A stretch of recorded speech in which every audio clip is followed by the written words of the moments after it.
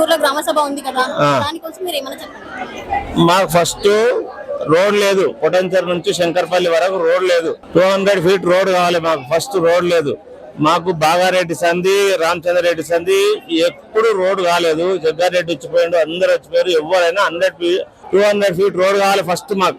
Ration కార్డులు ఇలా ఇస్తున్నారు, ఎవరికి సరిగ్గా అందుతలేవు. రుణమాఫీ కూడా ఎవరికి కాలేదు. ఇందిరమ్మ ఇండ్లు ఎవరికి రాలేవు, ఎవరికి సరైన వాళ్ళకి రాలేవు. రైతు బంధు ఉంది, అది కూడా కరెక్ట్ రాలేదు. అది కూడా అందరికి రాలేవు. మేము అందరికి వస్తాయి, టైం ఉన్నది. రేవంత్ రెడ్డి గారి సమక్షంలో అందరికి రేషన్ కార్డులు వస్తాయి, ఓకే పట్టాలని చెప్తున్నాం. 10 సంవత్సరాల నుంచి బీఆర్ఎస్ గవర్నమెంట్ ఏం చేయలేదు.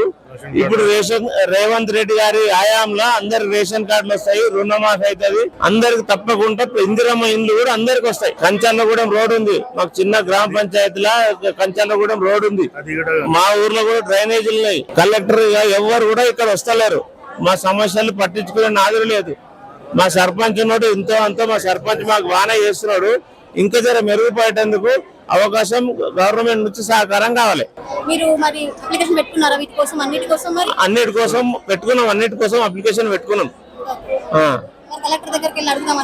కలెక్టర్ దగ్గర కంటే ఫస్ట్ రేపు 24 గానీ 25 గానీ రేవంత్ రెడ్డి సార్ దగ్గరికి నాకు పర్మిషన్ తీసుకున్నా.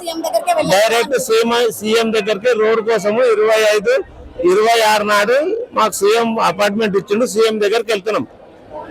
ఊర్లోకి వెళ్ళి ఒక 5-10 మందిని కలిసి సీఎం పర్మిషన్ ఇచ్చిండు. 24, 25 డేట్ ఫిక్స్ కాలేదు.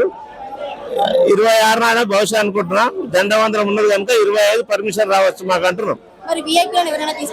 ఒక ఊర్లోకి వెళ్ళి ఒక 5 మెంబర్స్ తీసుకురామని చెప్పారు. ఊర్లోకి వెళ్ళి ఒక 5 మెంబర్స్ తీసుకురామని చెప్పారు.